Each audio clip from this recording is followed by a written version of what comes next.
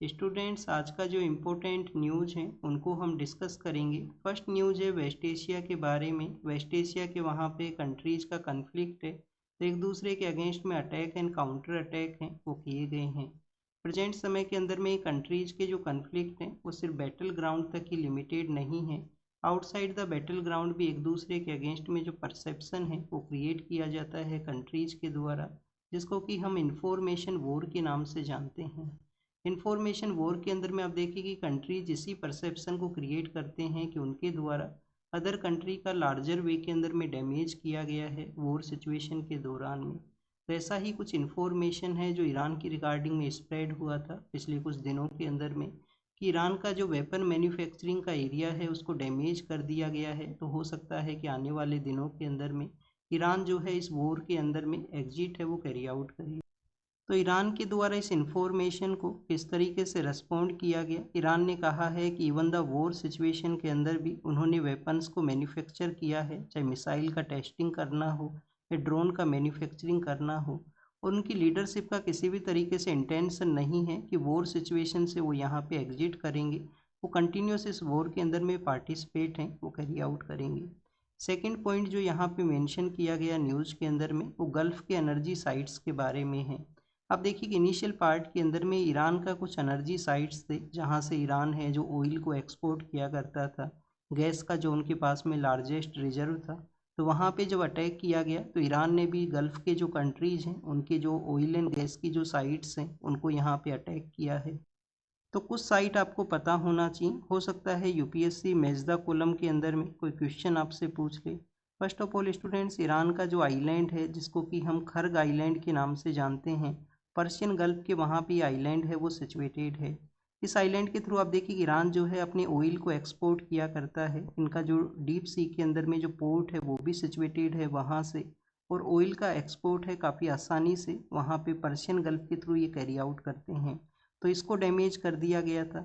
फिर अगर हम ईरान का जो गैस का जो रिजर्व है उसके बारे में रीड करें तो आप देखिए कि उसको हम जाना करते हैं साउथ पार्स के नाम से। साउथ पार्स या नॉर्थ डोम है वो भी इसको बोला करते हैं। तो स्टूडेंट्स, इसके ऊपर जब डैमेज किया गया तो ईरान ने भी आप देखिए कि जो कतर का जो एलएनजी प्रोड्यूस करने के लिए जो कतर मोस्ट इम्पोर्टेंट है, उनका एलएनजी प्रोड्यूसिंग जो साइट है उसको यहाँ पे अटैक किया है। कुवैत का जो रिफाइनरी है जिसको कि मीना अल अहमदी के नाम से जाना करते हैं, मीना अल अहमदी उस साइट को बोला करते हैं, उसके ऊपर अटैक किया गया।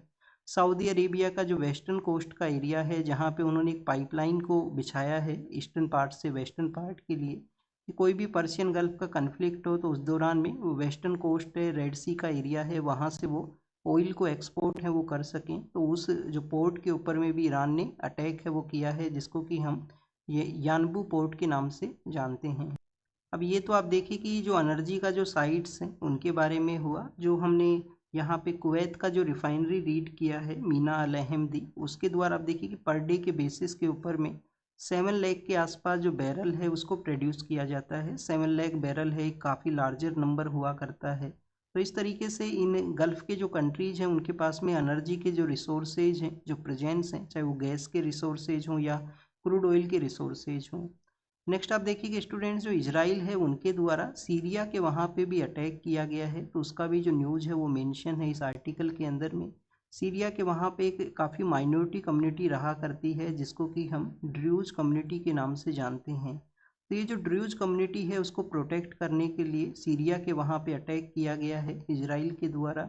अब आपको क्या बेसिक इन्फॉर्मेशन पता होना चाहिए कि इजराइल जो है वो सीरिया के साथ में एरिया शेयर करता है, और जो सीरिया का जो हाईएस्ट माउंटेन रेंज है वो भी इजराइल के ही नियर बाई एरियाज के अंदर में है, जिसको कि हम माउंट माउंट हेरमोन के नाम से जानते हैं।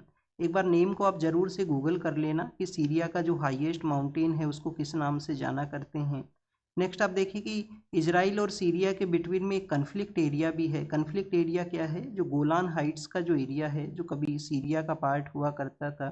फिर 1967 के समय में जब 6 डे वॉर का जब समय हुआ तो इजराइल ने उस पार्ट को अपने कंट्रोल के अंदर में सेटअप किया है, और कंटिन्यूस सीरिया का डिमांड है कि वो उसको कंट्रोल करेंगे, वो उसको अपने कंट्रोल के अंदर में सेटअप करेंगे गोलान हाइट्स को। तो ये कुछ बेसिक इन्फॉर्मेशन। नेक्स्ट अगर हम रीड करें तो स्टूडेंट्स आप देखिए कि अटैक के दौरान में एक इंडियन पर्सन का भी यहाँ पे डेथ हुआ है। रियाद के अंदर में जब ईरान के द्वारा अटैक किया गया तो उसमें एक इंडियन पर्सन है, उनका डेथ हुआ है। वेस्ट एशिया के वहाँ पे हमारी जो पॉपुलेशन है वो लार्जर नंबर्स के अंदर में रहा करती है अपनी जॉब अपॉर्चुनिटी के लिए, बेटर लाइवलीहुड के लिए जो जॉब अपॉर्चुनिटी उनको वहाँ पे मिलती हैं। तो आप देखिए किस तरीके से लार्जर नंबर के अंदर में इंडियंस का प्रेजेंस है, हमारी कंट्रीज़ के भी बेटर रिलेशन है सभी मैक्सिमम कंट्रीज़ के साथ में। और जो गल्फ कोऑपरेशन काउंसिल के जो कंट्री थे उनके साथ में तो हम एक फ्री ट्रेड एग्रीमेंट है उसको भी नेगोशिएट करने वाले थे। तो स्टूडेंट्स इस ये जो है वो इम्पोर्टेंस को शो करता है कि कैसे हमारे इकोनॉमिकल पर्सपेक्टिव से, स्ट्रेटजिक पर्सपेक्टिव से जो वेस्ट एशिया के जो कंट्री हैं वो इम्पोर्टेंट हैं। सिर्फ वहाँ से ऑयल एंड गैस का ही सप्लाई हमको नहीं होता, हमारे काफ़ी सारे ऐसे प्रोडक्ट हैं जो उन कंट्रीज़ को जाया भी करते हैं। जैसे राइस का जो एक्सपोर्ट डेस्टिनेशन है, यही जो गल्फ़ के कंट्री हमारे लार्जेस्ट एक्सपोर्ट डेस्टिनेशन है राइस के लिए। और भी काफ़ी सारा रॉ मटेरियल है वहाँ की इंडस्ट्रीज़ के लिए जो इंडिया से एक्सपोर्ट है वो होता है, उसको भी जो यहाँ पे आप देखिए कि डिस्ट्रप्शन है वो क्रिएट हुआ है इस वॉर की वजह से। इंडियन पर्सन की डेथ के अलावा स्टूडेंट्स यहाँ पे 2 फेस्टिवल्स हैं उनके बारे में भी मेंशन किया गया है कि प्रेजेंट समय के अंदर में एक तो ईद का फेस्टिवल है वो सेलिब्रेट हो रहा है वहाँ पे। और ये सभी जो कंट्रीज़ हैं वो मैक्सिमम मुस्लिम कंट्रीज़ हैं, तो वहाँ पे ईद का जो फेस्टिवल है वो इस तरीके से डिस्ट्रप्शन के दौरान में वहाँ पे आप देखिए कि सेलिब्रेट है वो किया गया है। और एक जो फेस्टिवल है वो है पर्सिया के बारे में कि पर्सियन जो न्यू ईयर है जिसको कि हम नवरोज़ के नाम से जाना करते हैं, जिसको कि हम नवरोज़ के नाम से जानते हैं पर्सियन न्यू ईयर को। तो उसको भी सेलिब्रेट वहाँ पे किया गया है इसी वॉर सिचुएशन के अंदर में। तो नवरोज़ के बारे में एक बेसिक इन्फॉर्मेशन हम रीड करेंगे। हमारे यहाँ पे जो इंटेंजिबल कल्चरल हेरिटेज का जो लिस्ट हुआ करता है उसमें इंडिया की तरफ से आप देखिए कि नवरोज़ है जिसको कि यूनेस्को का वो लिस्ट है जिसके अंदर रिकॉग्नाइज है वो किया गया है। नवरोज़ बेसिकली क्या है, पार्सियन जो कम्युनिटी है उनका ये न्यू ईयर होता है नवरोज़ जो है, जो हमने अभी विक्रम संवत है कल के न्यूज़पेपर में रीड किया था। वैसे ही हमने युगाडी के बारे में रीड किया था। महाराष्ट्र के वहाँ पे आप देखिए कि जो गुड़ी पड़वा है वो सेलिब्रेट होता है एज ए न्यू ईयर के रूप से। तो स्टूडेंट्स हमारे यहाँ पे जो यूनेस्को का इंटेंजिबल कल्चरल हेरिटेज का जो लिस्ट है उसमें कौन कौन से थिंग्स हैं, कौन कौन से ऐसे जो चीज़ें हैं जिन्होंने हमने इस इंटेंजिबल कल्चरल हेरिटेज के लिस्ट में ऐड किया है 2003 के समय जो ये स्टार्ट हुआ था। हमारे यहाँ पे प्रेजेंट समय में 15 या 16 ऐसे आइटम्स हैं जो इसमें इंक्लूड किए गए हैं। वह इनको एक बार मेमोराइज करते हैं। एक तो आप देखिए कि कूड़ीअट्टम है, एक तो क्या है कूड़ीअट्टम है। कूड़ीअट्टम बेसिकली थिएटर परफॉर्मेंस हुआ करता है। सेकंड अगर हम बात करें हमारे यहाँ पे जो वैदिक चैंटिंग किया जाता है, वैदिक चैंटिंग जो है, वैदिक चैंटिंग। फिर आप देखिए कि थर्ड हमारे यहाँ पे जो रामलीला है जो नॉर्दर्न पार्ट ऑफ इंडिया के वहाँ पे हुआ करता है, रामलीला है। फोर्थ अगर हम बात करें स्टूडेंट्स, गढ़वाल का जो रीजन है जो उत्तराखंड के अंदर में वहाँ पे रमन को सेलिब्रेट करते हैं। रमन नाम का एक फेस्टिवल है जो सेलिब्रेट होता है। रमन के अलावा students eastern part of India के अंदर में छाऊ डांस है वो हुआ करता है, छाऊ डांस है वो भी इसके अंदर में इंक्लूडेड है। तो एक बार फिर से रिवाइज करो इनको, कुड़ीअट्टम, वैदिक चैंटिंग, रामलीला, रमन, छाऊ डांस जो ईस्टर्न पार्ट ऑफ इंडिया में है। राजस्थान के वहाँ पे एक डांस किया जाता है जिसको कि सरपेंट डांस के नाम से जानते हैं, कालबेलिया। कालबेलिया ये डांस हुआ करता है और कालबेलिया नाम का जो कम्युनिटी है वही इसको सेलिब्रेट, उसको इस डांस को परफॉर्म है वो करती है। फिर आप देखिए कि जो मलयालम थिएटर है जिसको कि मुड़ियट्टू के नाम से जानते हैं, 7th नंबर के ऊपर में जो हमारा प्रोडक्ट है इंटेंजिबल कल्चरल हेरिटेज लिस्ट के अंदर में वो मुड़ियट्टू है, मुड़ियट्टू है। फिर अगर हम बात करें बुद्धिस्ट का चैंटिंग है, जो बुद्धिस्ट हमारे यहाँ पे जो श्राइन्स हुआ करती हैं जिनको कि हम चैत्या एंड विहाराज के नाम से जानते हैं। तो आप देखिए कि जो बुद्धिस्ट यहाँ पे जो श्राइन्स हैं उसके उनके अंदर में जो चैंटिंग किया जाता है तो बुद्धिस्ट चैंटिंग यहाँ पे बताया गया है,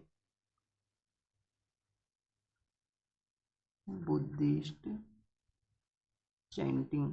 और बुद्धिस्ट का जो जो वहाँ पे लद्दाख का जो रीजन है, नॉर्दर्न पार्ट ऑफ इंडिया का जो रीजन है वहाँ पे उनकी जो मोनेस्ट्रीज हुआ करती हैं उनके बारे में भी एक बार यूपीएससी ने क्वेश्चन पूछा था। आई थिंक 2014 या 15 के समय में एक ही क्वेश्चन पूछा गया है अभी तक यूपीएससी के द्वारा मोनेस्ट्रीज के बारे में। तो बुद्धिस्ट चैंटिंग है वो भी यहाँ पे है। संकीर्तना जो कि मणिपुर के वहाँ पे हुआ करता है संकीर्तना, मणिपुर के वहाँ पे, तो उसको इंक्लूड किया गया।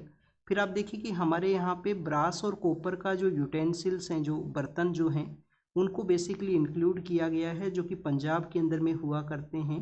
ब्रास और कॉपर के यूटेंसिल्स, ब्रास और कॉपर के यूटेंसिल्स जो कि पंजाब के अंदर में होते हैं।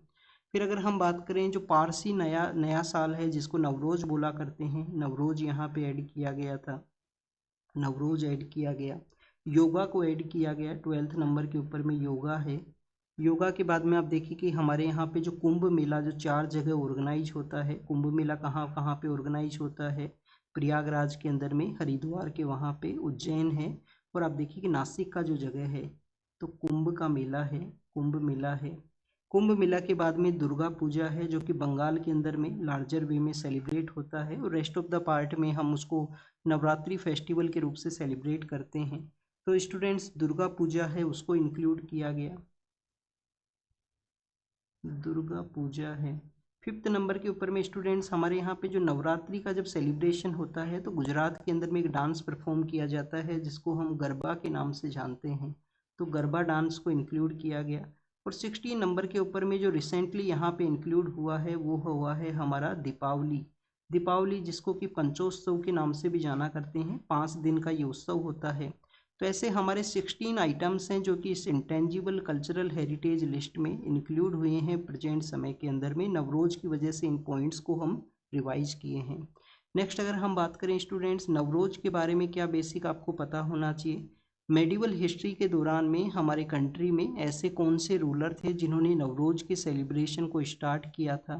तो जब हम स्टूडेंट स्लेव डायनेस्टी के बारे में रीड करते हैं ना, 1191-92 के समय में जो बैटल ऑफ तराइन होता है, जिसमें पृथ्वीराज चौहान का डिफीट होता है और मोहम्मद गोरी का विक्ट्री होगा, तो मोहम्मद गोरी का डेथ हो जाता है 1206 के समय में, और उनका कोई भी वहाँ पे सक्सेसर नहीं होता है। तो उनके एक स्लेव हैं, वही पावर के अंदर में आते हैं, जिनको कि हम कुतुबुद्दीन ऐबक के नाम से जानते हैं।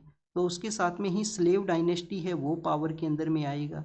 स्लेव डायनेस्टी के 4 रूलर होते थे, जो इम्पोर्टेंट रूलर हैं, वैसे तो काफ़ी सारे स्मॉल स्मॉल रूलर्स भी आए हैं वहाँ पे। तो आप देखिए कि पहले हैं कुतुबुद्दीन ऐबक, पहले हैं कुतुबुद्दीन ऐबक।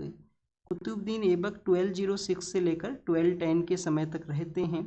उसके बाद में स्टूडेंट्स वहाँ पे पावर के अंदर में आते हैं 1211 से लेकर 1236 का जो समय है, उस समय इल्तुतमिश जो इनके दामाद होते हैं कुतुबुद्दीन ऐबक के, इल्तुतमिश नाम की जो पर्सन है, और इन्हीं का एक बेटी होती है रजिया सुल्तान।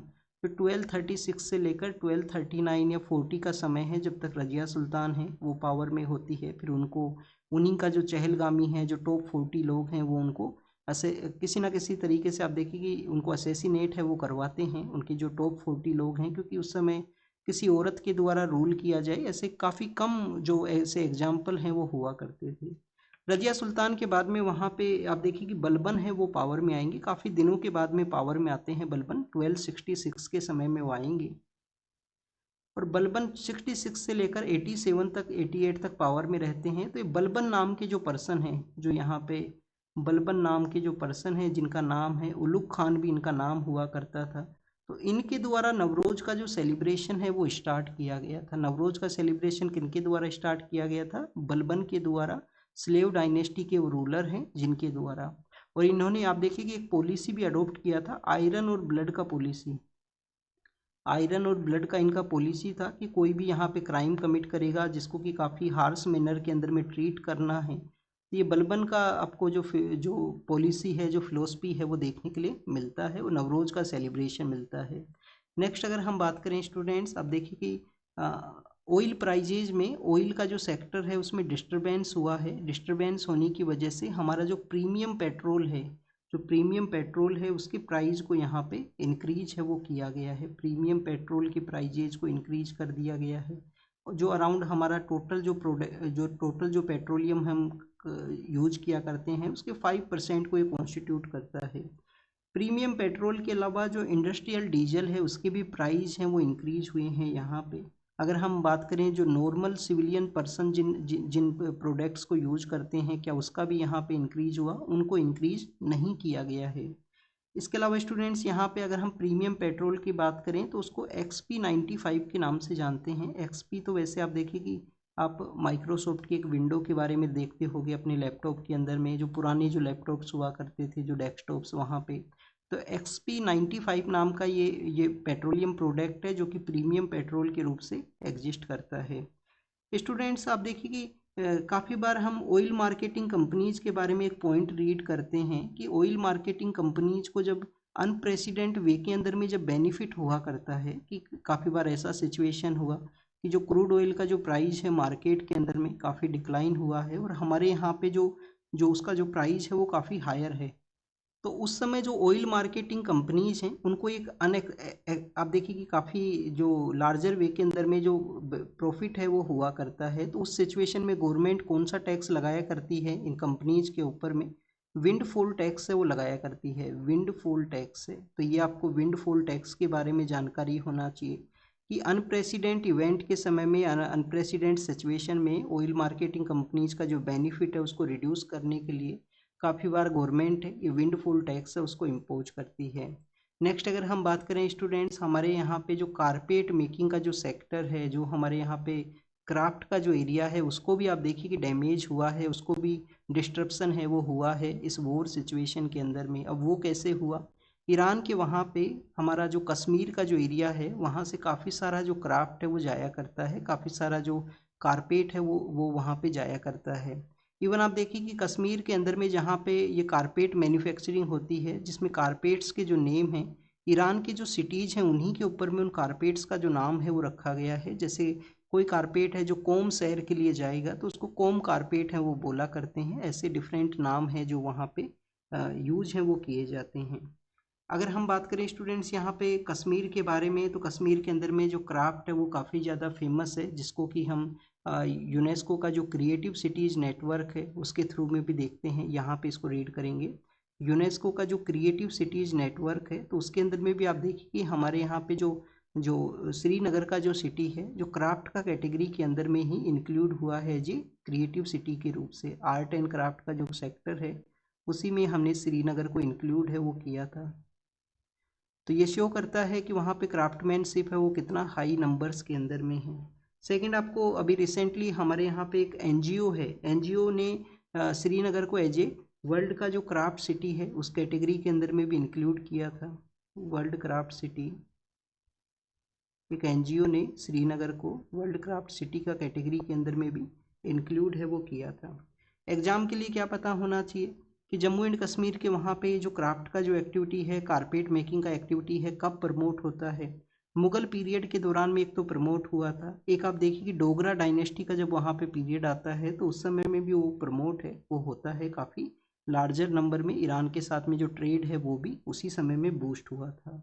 तो स्टूडेंट्स यहाँ पे हम यूनेस्को का जो क्रिएटिव सिटीज़ नेटवर्क है उसके बारे में रीड किए हैं, श्रीनगर के बारे में रीड किए हैं। तो एक बार इन सिटीज़ को रिवाइज कर लेते हैं कि कौन कौन से सिटी हैं और किस किस कैटेगरी के अंदर में हैं।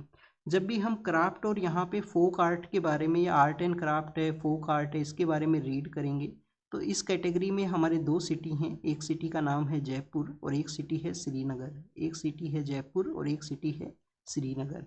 सेकंड, अगर हम बात करें स्टूडेंट्स म्यूजिक का जो कैटेगरी है कि म्यूजिक के सेक्टर के अंदर में हमारे कौन कौन से क्रिएटिव सिटी हैं, तो आप देखिए कि हमारे यहाँ पे जो बनारस है,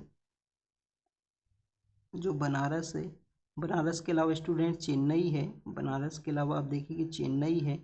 और स्टूडेंट्स रिसेंटली जो ग्वालियर को भी ऐड किया गया था, जो आप देखिए कि सेकंड लास्ट टाइम जो ग्वालियर और कोझिकोड हुए थे, जिसमें ग्वालियर जो है वो भी म्यूजिक का कैटेगरी के अंदर में है।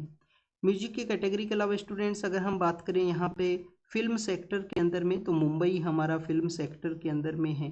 फिर आप देखिए कि मुंबई हमारा फिल्म सेक्टर के अंदर में है। लिटरेचर का जो फिल्म सेक्टर में मुंबई है। लिटरेचर का जो सेक्टर है उसके अंदर में हमारा कोझिकोड है, कोझिकोड जो कि केरल के वहाँ पे है। और फर्स्ट सिटी है लिटरेचर के अंदर में कोझिकोड। फर्स्ट वर्ल्ड के अंदर में कौन सा सिटी था लिटरेचर कैटेगरी में जो ऐड हुआ, वो था एडिनबर्ग। एडिनबर्ग नाम का एक सिटी है जो कि लिटरेचर में ऐड हुआ था। और अभी जो रिसेंटली हमारे जो सिटीज़ ऐड हुए हैं वो हुए हैं गैस्ट्रोनॉमी के अंदर में। पहले आप देखिए कि हैदराबाद हुआ करता था गैस्ट्रोनॉमी के अंदर में, और अभी जो लखनऊ है जो कि उत्तर प्रदेश का कैपिटल है लखनऊ, उसको ऐड किया गया है गैस्ट्रोनॉमी का इस कैटेगरी के अंदर में। तो ये कुछ क्रिएटिव सिटीज़ हैं जो आपको पता होना चाहिए। नेक्स्ट अगर हम बात करें ईद के फेस्टिवल के बारे में है, तो अगर आपने फेस्टिवल को सेलिब्रेट किया है तो आपको भी ईद है वो मुबारक हो। नेक्स्ट आप देखिए कि स्टूडेंट्स यहाँ पे कोर्ट के बारे में मेंशन है। कोर्ट के बारे में मेंशन ये है कि जो हमारे चीफ जस्टिस ऑफ इंडिया हैं उनको एक पेटिशन है वो फाइल हुआ था। पेटिशन था बेसिकली कि जो अनूप बरनवाल केस है जिसके थ्रू सुप्रीम कोर्ट ने जजमेंट डिलीवर किया था कि जो सीईसी हैं चीफ इलेक्शन कमिश्नर, उनका जब अपॉइंटमेंट हो तो सिलेक्शन कमेटी में 3 मेंबर हों, एक मेंबर वहाँ पे प्राइम मिनिस्टर हों, एक मेंबर हमारे चीफ जस्टिस ऑफ इंडिया हों और एक मेंबर हों वहाँ पे leader of opposition in the Lok Sabha. एक तो ये यहाँ पे जजमेंट था अनूप बरनवाल केस के अंदर में। बाद में क्या होता है, बाद में होता है कि गवर्नमेंट है वो बिल लेके आती है, गवर्नमेंट एक बिल लेके आती है पार्लियामेंट के अंदर में, और उन्होंने जो सिलेक्शन कमेटी है उसको चेंज किया। सिलेक्शन कमेटी में उन्होंने चेंज किया बेसिकली जो प्राइम मिनिस्टर हैं, एक किसी मिनिस्टर को जो प्राइम मिनिस्टर नॉमिनेट करेंगे, चाहे वो होम मिनिस्टर को करें या डिफेंस मिनिस्टर को करें, एक मिनिस्टर जिनको नॉमिनेट करेंगे और leader of opposition in the Lok Sabha. तो 3 मेंबर्स का कमेटी बना है सीईसी के बारे में। तो इसी प्रोसेस को बेसिकली चैलेंज है वो किया गया है, जिसमें आप देखिए कि जो हमारे जो चीफ जस्टिस ऑफ इंडिया हैं उन्होंने बेसिकली पेटिशन है उसको शिफ्ट किया है, एक अलग बेंच को यहाँ पे पेटिशन है वो शिफ्ट किया गया है। एग्जाम के लिए क्या इंपॉर्टेंट होना चाहिए आपको, अनूप बरनवाल केस को हम एक अदर जजमेंट के बारे में भी रीड करते हैं। हमारे यहाँ पे जो राइट टू वोट है, राइट टू वोट जो आपका एक राइट भी है, तो आपका जो राइट टू वोट है वो आपका क्या कॉन्स्टिट्यूशनल राइट है, क्या आपका वो यहाँ पे स्टैट्यूटरी राइट है, या आप देखिए कि आपको पास में ये लीगल राइट है। समय समय पे कोर्ट ने अलग अलग जजमेंट के अंदर में जो राइट टू वोट है उसको अलग कैटेगरी में आप देखिए कि रिकॉग्नाइज किया है, राइट टू वोट को अलग अलग कैटेगरीज में रिकॉग्नाइज किया है। 2006 के समय में हमारे एक सीनियर जर्नलिस्ट हुआ करते थे कुलदीप नैयर नाम से जो पर्सन है, तो कुलदीप नायर का जो केस था उसके अंदर में आप देखिए कि इसको एज ए स्टैट्यूटरी राइट है, इसको एज ए स्टैट्यूटरी राइट है वो रिकॉग्नाइज किया गया। बाद में राजबाला केस आता है जो काफ़ी फेमस था 2016 का, हरियाणा से जो राजबाला हैं उनका वो केस होता है, और उस समय में आप देखिए कि जो राइट टू वोट है उसको एज ए कॉन्स्टिट्यूशनल राइट है वो बताया गया था, और 2017 में प्रीलिम्स में एक क्वेश्चन है वो पूछ लिया गया था। फिर प्रेजेंट स्टेटस क्या है, अनूप बरनवाल केस के अंदर में फिर से जो कुलदीप नैयर केस का जो जजमेंट है, जो गाइडलाइंस है उनको फिर से रिवाइवल किया गया है कि जो राइट टू वोट है वो आपका स्टैट्यूटरी राइट है। तो आपसे ये क्वेश्चन अगर आप पूछा जाए अब राइट टू वोट के बारे में तो पता होना चाहिए कि स्टैट्यूटरी आपका राइट है।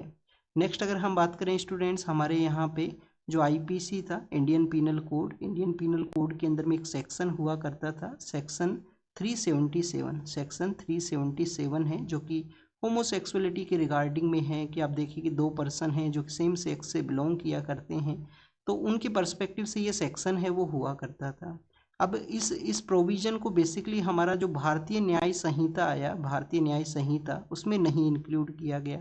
तो उसके रिगार्डिंग में एक पेटिशन फाइल हुआ है दिल्ली हाई कोर्ट के वहाँ पे कि कोई भी 2 पर्सन हैं जो सेम सेक्स से बिलोंग करते हैं और उनका कोई भी इलीगल वे के अंदर में आप देखिए कि कोई रिलेशन है, कोई अननेचुरल वे एक्टिविटी है, तो उसको जब डील करना है तो उसका जो यहाँ पे जो सेक्शन है उसको रीस्टोर किया जाए, उसके एब्सेंस के बारे में यहाँ पे पेटिशन में क्वेश्चन है वो किया गया है। हमारे यहाँ पे जो होमोसेक्सुअलिटी है आप देखिए उनको स्पेशल मैरिज एक्ट के थ्रू नहीं रिकॉग्नाइज किया गया। कोर्ट का जजमेंट आया था 2 ईयर बैक, 1 ईयर बैक या 2 ईयर बैक वो जजमेंट था। अगर हम बात करें यहाँ पे जो क्राइम है या नहीं है उस स्टेटस के बारे में, तो 2009-10 के समय में एक केस आता है जिसको कि हम नाज फाउंडेशन केस के नाम से जानते हैं। नाज फाउंडेशन केस के अंदर में दिल्ली हाई कोर्ट ने होमोसेक्सुअलिटी है उसको डीक्रिमिनलाइज है वो कर दिया था, उसको क्या कर दिया गया, डीक्रिमिनलाइज है वो कर दिया गया।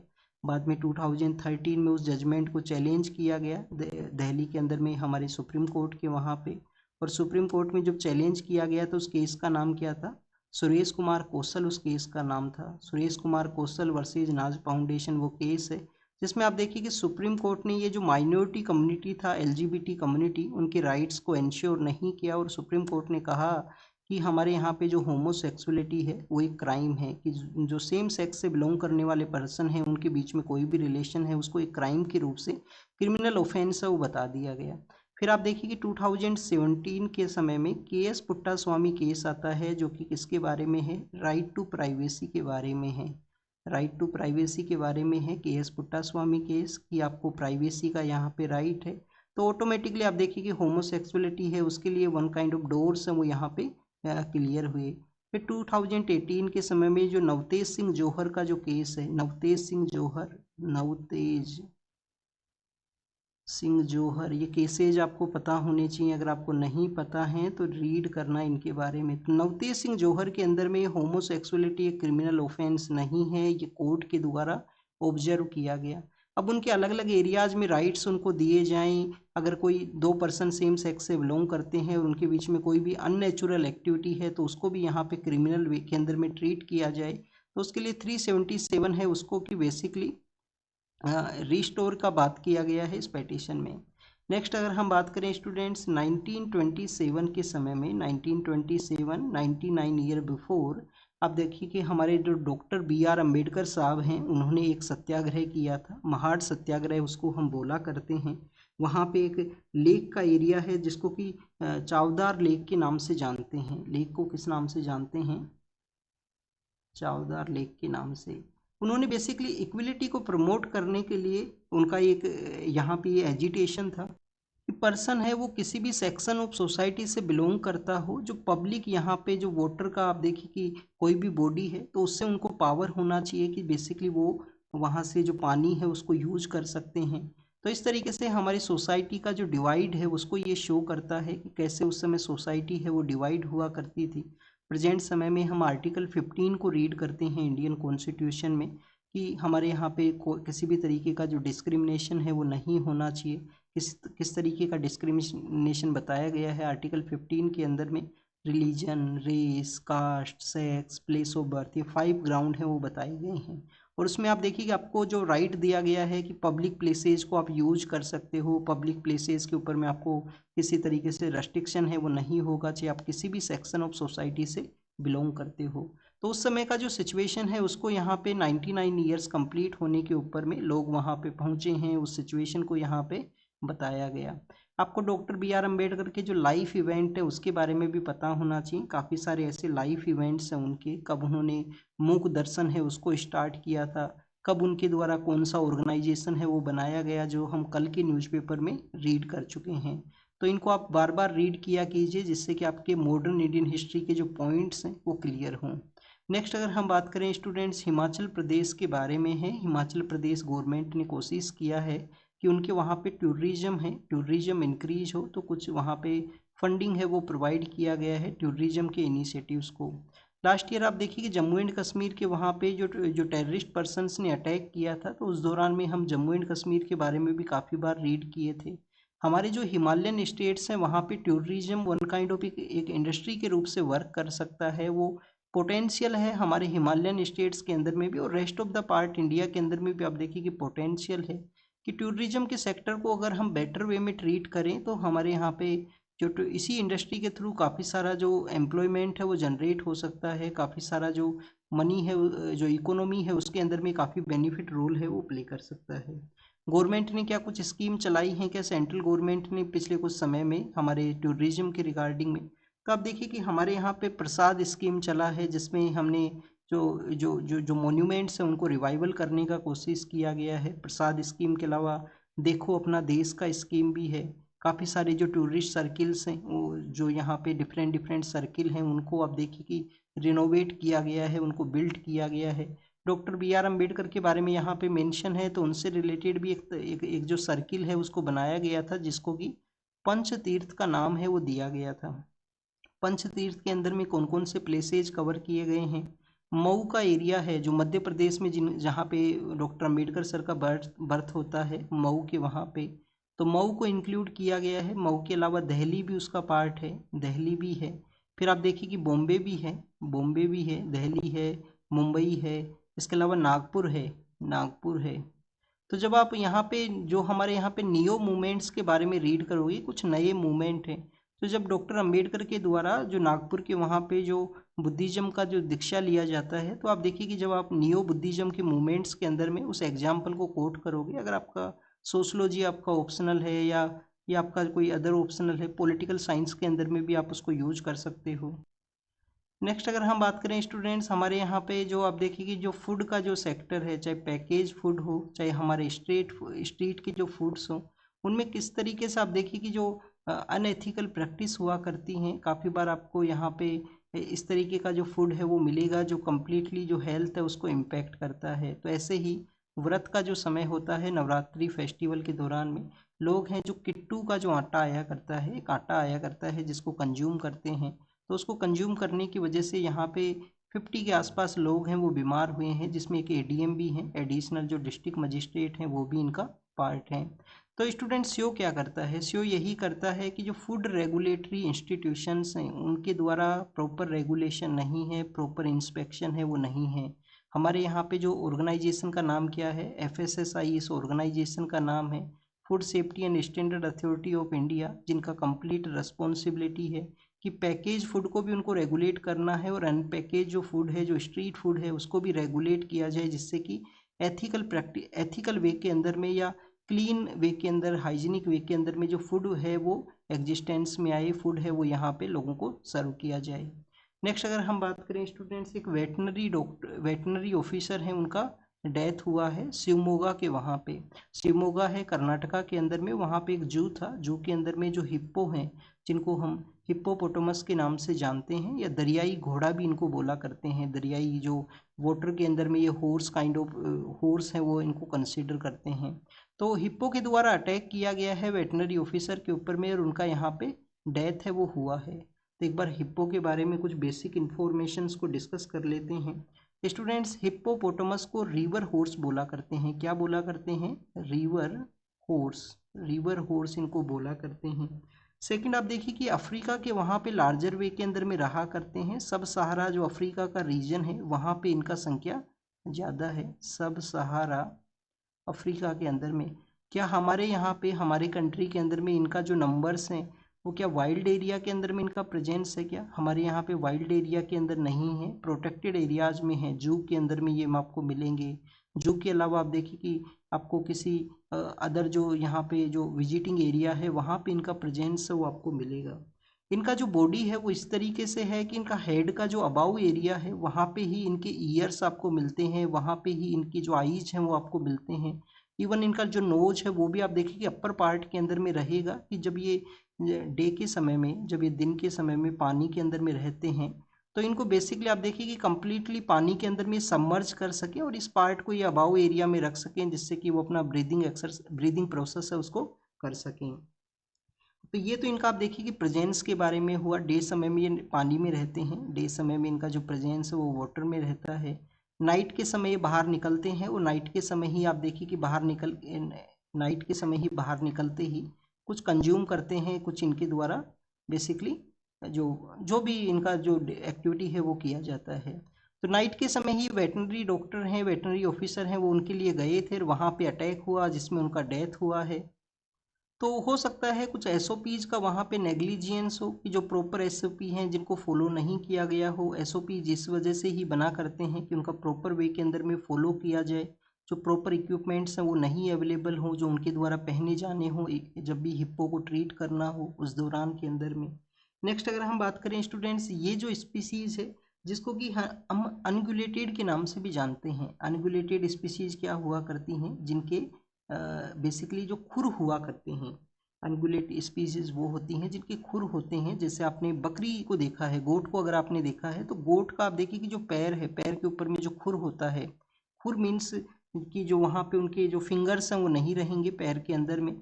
ऐसे ही आपने हॉर्स को देखा होगा, ऐसे ही आपने बफेलो को देखा होगा। तो इस तरीके से अनगुलेटेड स्पीसीज है जो हिप्पोपोटामस है, वो अनगुलेटेड स्पीसीज है। आईयूसीएन स्टेटस क्या है? वल्नरेबल इनका आईयूसीएन स्टेटस है, आईयूसीएन स्टेटस इनका वल्नरेबल है। और आप देखिए कि साइट्स का जो अपेंडिक्स थर्ड है उसके अंदर में इनको प्रोटेक्ट किया गया है। साइट्स के अपेंडिक्स थर्ड के अंदर में ये प्रोटेक्टेड हैं। साइट्स कब आया था एग्जिस्टेंस में? 1973 में, 1975 के अंदर में वर्किंग प्रोसेस में आया और यूएनईपी इसको मेंटेन करता है। बट याद ये क्या रखना है कि यूएनईपी का जहाँ पे हेडक्वार्टर है और साइट्स का जहाँ पे हेडक्वार्टर है वो डिफरेंट हैं। यूएनईपी का हेडक्वार्टर तो केन्या में है, नायरोबी में। साइट्स का हेडक्वार्टर यूरोप के अंदर में है। कहाँ पे है ये आप कमेंट सेक्शन के अंदर बताना, ये आपका होमवर्क है। नेक्स्ट आप देखिए सऊदी का जो एरिया है वहाँ से एक फ़्लाइट आएगा केरल के लिए। और केरल तो आप देखिए कि वैसे भी केरल के काफ़ी सारे लोग हैं जो मिडिल ईस्ट में रहा करते हैं। वहाँ से भी काफ़ी सारे लोग हैं जो केरल के अंदर में मेडिकल टूरिज्म के लिए आया करते हैं। जो मेडिकल टूरिज्म काफ़ी ज़्यादा फेमस है केरल का, तो मेडिकल टूरिज्म के लिए आया करते हैं और मेडिकल एक्टिविटी में ही हमारे पर्सन्स वहाँ पे जाते हैं जो गल्फ़ कंट्रीज़ के अंदर में। तो एक रिलीफ है, एक फ़्लाइट वहाँ से आएगा, एग्ज़ाम के लिए ज़्यादा कुछ इम्पोर्टेंट नहीं है। गोदावरी के बारे में है, कुछ स्टूडेंट वहाँ पे गए थे और वो बेसिकली बह गए हैं, ड्रोनिंग उनका हुआ है। गोदावरी के बारे में कहाँ से ओरिजिनेट करता है ये रिवर को basically first all south India का जो गंगा है, सदर्न गंगा के नाम से भी जानते हैं कि सदर्न पार्ट ऑफ इंडिया का ये गंगा है। तो स्टूडेंट दक्षिण गंगा या सदर्न गंगा इसको बोला करते हैं। नासिक का जो जगह है ना, महाराष्ट्र में जो नासिक का जो जगह है वहाँ पे एक जगह है त्र्यंबकेश्वर नासिक, जो काफ़ी ज़्यादा फेमस है। त्र्यंबकेश्वर, तो त्र्यंबकेश्वर के वहाँ पे आप देखिए कि नासिक के वहाँ से ओरिजिनेट करती है, काफ़ी सारे स्टेट से निकला करती है। और आंध्र प्रदेश और तेलंगाना का जो बॉर्डर एरिया है, पोलावरम का जो एरिया है, वहाँ पे ये जो स्टूडेंट्स हैं वो मिसिंग सिचुएशन में है वहाँ पे। नेक्स्ट अगर हम बात करें स्टूडेंट्स, मैटरनिटी बेनिफिट एक्ट के बारे में है। रिसेंटली कोर्ट के अंदर में एक पेटिशन फाइल हुआ था। कोर्ट में पेटिशन में कहा गया कि जो अडोप्शन का जो प्रोसेस है, अगर अडोप्शन के दौरान में पेटिशन के अंदर में ये आर्ग्यू किया गया था कि अडोप्शन के दौरान में अगर जो चिल्ड्रन है वो 3 मंथ से लार्जर जो उनका यहाँ पे एज है 3 मंथ से लार्जर है, तो उनको आप देखिए कि यहाँ पे जो 26 जो कुछ यहाँ पे जो मैटरनिटी बेनिफिट एक्ट के अंदर में जो बेसिकली उनको जो फैसिलिटी मिला करती हैं मदर को, वो कम मिलेंगी, कम यहाँ पे जो फैसिलिटीज़ मिलेंगी। पेटिशन फाइल हुआ, सुप्रीम कोर्ट ने जो अडोप्टिव मदर हैं और जो बायोलॉजिकल मदर हैं उनको सेम राइट्स यहाँ पे दिए हैं कि बोथ वुमेन्स को यहाँ पे सेम राइट हैं वो यहाँ पे दिए गए हैं। 2017 के समय में मैटरनिटी बेनिफिट एक्ट को अमेंड किया गया। 12 वीक का जो उनको पेड लीव हुआ करता था उसको 26 वीक्स का जो लीव्स हैं वो कर दिया गया था, 26 वीक्स का लीव्स कर दिया गया, जिसमें 8 वीक का जो लीव्स हैं वो प्री नेटल सिचुएशन के अंदर में मिल सकती हैं। प्री नेटल का जो सिचुएशन है उस समय में बच्चा, जब आप देखिए कि काफ़ी यहाँ पे 26 वीक्स के बाद में भी मदर को फैसिलिटीज़ हैं कि जो ऑफिस है वहाँ पे जो झूला है, जो क्रेचे है, वो वहाँ पे सेटअप किया जाएगा। उनको कुछ समय का जो टाइमिंग होगा 2 या 3 टाइम्स वो उसके लिए विजिट कर सकते हैं वहाँ पे। तो ये कुछ बेनिफिट्स हैं जो कि अडोप्टिव मदर और जो जो बायोलॉजिकल मदर हैं उनको सेम काइंड ऑफ बेनिफिट यहाँ पे कोर्ट के द्वारा दिए गए हैं। नेक्स्ट अगर हम बात करें स्टूडेंट्स गोवा के बारे में है। गोवा के वहाँ पे आप देखिए कि एक एक्ट है जिसके रिगार्डिंग में लोग प्रोटेस्ट किए हैं। गोवा के एक्ट का नाम क्या है? नाम है town and country planning amendment act है, जिसके कुछ सेक्शन के अंदर में लोगों का ज़मीन है वो लिया जा सकता है, लोगों के द्वारा वो प्रोटेस्ट किया गया। एग्ज़ाम के लिए क्या इंपॉर्टेंट है? एग्ज़ाम के लिए एक तो आपको गोवा के बारे में पता होना चाहिए। गोवा आप देखिए कि हमारी कंट्री के अंदर में जो 12th कॉन्स्टिट्यूशन अमेंडमेंट है, 12th कॉन्स्टिट्यूशन अमेंडमेंट एक्ट, जिसमें गोवा, दमन और दीव है उसको एज ए यूटी के रूप से इंक्लूड किया गया था। फिर गोवा को स्टेटहुड कब मिलता है? स्टेटहुड मिलता है 1987 के समय में, जबकि जब अरुणाचल प्रदेश और मिजोरम है उनको भी यहाँ पे स्टेटहुड दिया गया था, तो गोवा को भी स्टेटहुड 1987 के समय दिया गया। सेकंड स्टूडेंट्स, वहाँ पे एक रिवर है, रिवर का नाम है महादई रिवर। महादई रिवर है जो गोवा से फ्लो किया करती है, तो रिवर के बारे में आपको पता होना चाहिए। हमारा जो रिन्यूएबल एनर्जी है, जो मिनिस्ट्री ऑफ पावर को प्रेजेंट समय में पावर है, हमारे पावर सेक्टर के रिगार्डिंग में मिनिस्ट्री ऑफ पावर है, वो एक डोमिनेटिंग यहाँ पे मिनिस्ट्री है। तो मिनिस्ट्री ऑफ पावर का जो जो जो अथॉरिटीज़ है उनको स्वैप कर दिया जाए ministry of new and renewable energy के साथ में। न्यू एंड रिन्यूएबल एनर्जी को ये पावर है वो दे दिए जाएँ। तो बेसिकली उनके द्वारा कहा गया कि रिन्यूएबल एनर्जी के सेक्टर के अंदर में जो उनका अथॉरिटी है उसको सेटअप किया जाए, तो उसको यहाँ पे मेंशन किया गया है।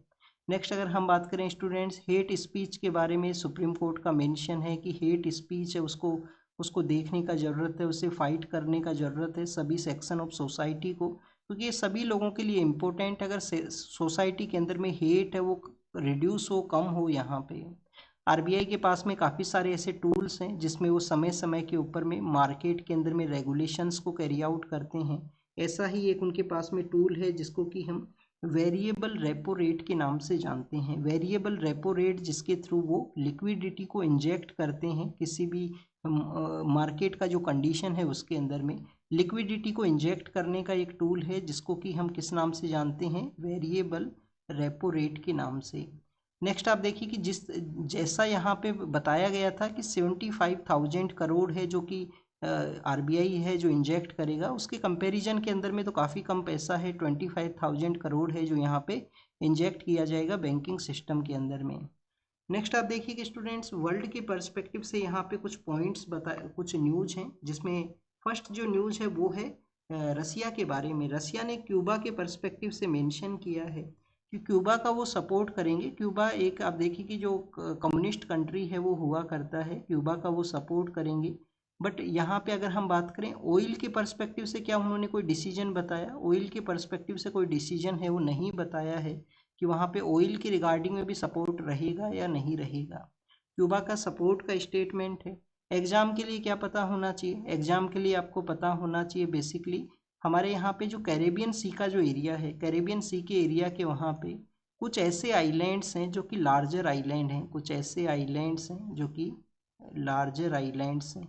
और जो लार्जर आइलैंड्स हैं उनको हम किस नाम से जाना करते हैं? उनको हम जाना करते हैं ग्रेटर एंटिलीज। ग्रेटर एंटिलीज। अब ये कौन कौन से हैं? एक तो आप देखिए उसके अंदर में क्यूबा है, एक तो उसके अंदर में क्यूबा है, एक वहाँ पे हेती है, हेती नाम का जो आइलैंड है, एक जो आइलैंड है वो है जमैका, एक है जमैका। तो ये कुछ ऐसे आइलैंड हैं जिनको कि हम ग्रेटर एंटिलीज हैं वो बोला करते हैं।